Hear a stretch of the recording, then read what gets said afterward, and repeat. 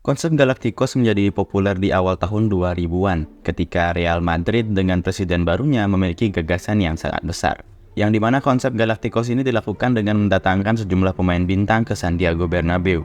Walaupun periode tahun 2000 hingga 2006 resmi disebut sebagai era Galacticos, sebenarnya ada 3 era Galacticos berbeda dengan filosofi transfer yang juga berbeda. Dan hasilnya pun sangat beragam, baik di dalam maupun di luar lapangan.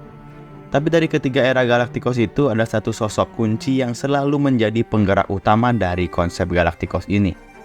Siapa lagi kalau bukan Florentino Perez, yang cukup sering membawa Real Madrid keluar dari masa-masa sulit dan kembali meraih kejayaan. Semuanya dimulai pada tahun 2000 ketika Perez berhasil memenangkan kursi kepresidenan Real Madrid, yang dimana saat itu ia berhasil mengalahkan Lorenzo Sanz.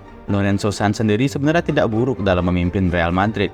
Ia berhasil memenangkan 2 trofi Liga Champions dan menjaga kebijakan transfer yang lebih tradisional, atau bisa dibilang biasa-biasa aja, di mana kebijakan transfer Real Madrid saat itu menggabungkan bakat lokal dari akademi dengan pemain internasional berkaliber tinggi. Namun meskipun cukup sukses, strategi ini dirasa biasa-biasa aja bagi banyak fans Real Madrid. Mereka menginginkan sesuatu yang lebih, sesuatu yang di luar nalar dan lebih berani.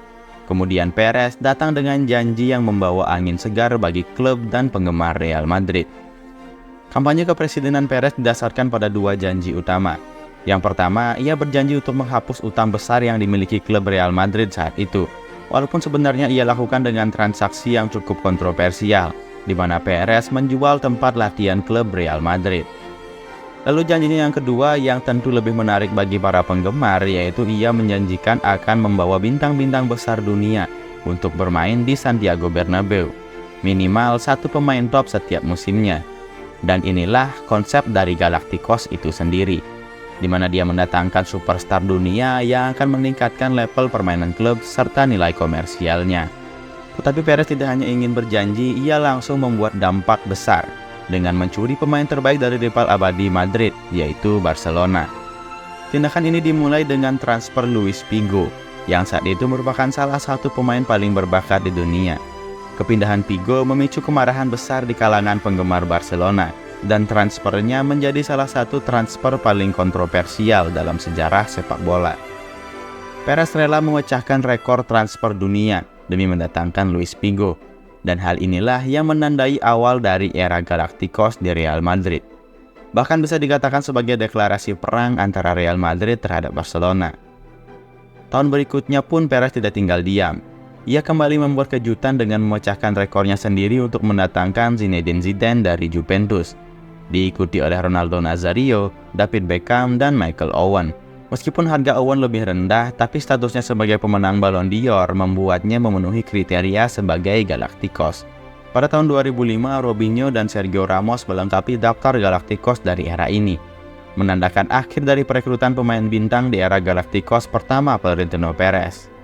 Dengan pemain-pemain top di dalam skuad, Real Madrid memang berhasil meraih beberapa trofi penting, termasuk 2 gelar La Liga dan 1 trofi Liga Champions. Namun meskipun sukses, banyak penggemar yang merasa bahwa dominasi mereka di pasar transfer tidak sejalan dengan performa di lapangan. Mulai banyak penggemar yang meyakini bahwa strategi Galacticos menyebabkan ketidakseimbangan dalam tim Real Madrid. Perez pun mengembangkan filosofi Zidane Siempre Papones, yang kira-kira artinya sebuah tim yang diisi dengan pemain kelas dunia seperti Zidane, sementara posisi lainnya diisi oleh pemain akademi lokal seperti Francisco Papon. Secara teori, strategi ini tampak baik dan memberikan tempat bagi pemain muda. Tetapi di lapangan, itu menciptakan kesenjangan antara para Galacticos dan pemain muda lainnya, terutama terkait perbedaan gaji yang sangat mencolok. Ketidakseimbangan ini berdampak pada dinamika tim, karena banyak pemain merasa tidak dihargai atau diperlakukan tidak adil. Bahkan pemain bertahan yang sangat penting bagi Real Madrid, yaitu Claude Makélélé, merasa kurang dihargai dan akhirnya meninggalkan klub Real Madrid. Situasi ini juga membuat para pelatih Real Madrid selama era pertama kesulitan untuk mencari keseimbangan antara pemain yang menyerang dan bertahan. Hampir semua Galacticos adalah pemain yang memiliki tipe ofensif, yang menciptakan tim dengan fokus menyerang dan minimnya kekuatan defensif. Setelah periode yang penuh dengan kontroversi dan ketidakseimbangan tim ini, Perez akhirnya mundur pada tahun 2006. Selama 3 tahun berikutnya, Real Madrid menghadapi masa-masa sulit dengan seringnya pergantian presiden serta performa yang menurun di kompetisi Eropa.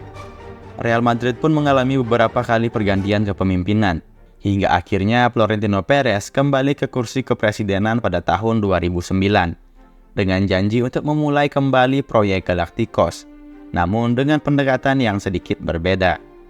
Era baru ini disebut juga sebagai era All-Star, dengan perubahan signifikan dalam filosofi rekrutmen pemain dan manajemen tim. Berbekal dengan pengalaman konsep Galacticos pertama, Perez kini mengadopsi strategi yang lebih terstruktur. Dia mendatangkan pemain-pemain seperti Kaká, Cristiano Ronaldo, dan Gareth Bale, di mana pemain-pemain itu adalah pemain yang berada dalam masa puncak karir mereka, namun dengan keseimbangan tim yang lebih baik di antar lini. Selain mendatangkan pemain bintang, kali ini Perez juga fokus pada pelatih dengan kemampuan manajerial tinggi untuk menangani ego besar para pemain bintang. Perez pun mendatangkan pelatih-pelatih berkualitas seperti Jose Mourinho, Carlo Ancelotti, dan Zinedine Zidane yang mampu menciptakan sinergi antara pemain bertalenta di tim tanpa mengorbankan keseimbangan tim. Namun seiring berjalannya waktu, biaya pemain terus meroket dan pasar transfer menjadi lebih kompetitif.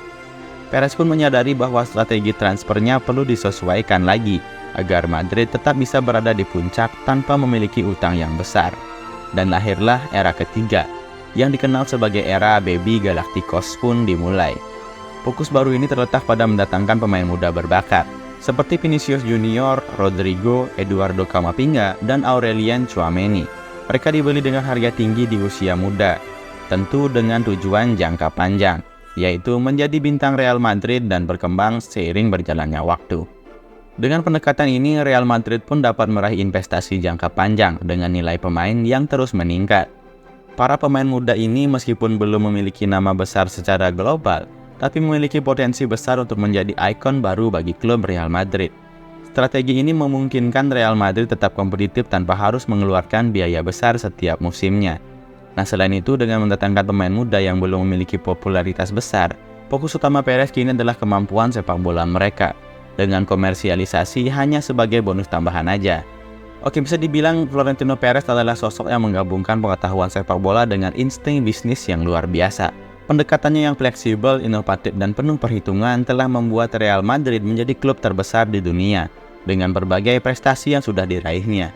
Salah satu momen paling berkesan dari era Perez adalah ketika ia menunjuk Jose Mourinho sebagai pelatih Real Madrid, yang dimana langkah ini dianggap sebagai langkah yang kontroversial, namun berhasil menciptakan dinamika baru dalam klub Real Madrid.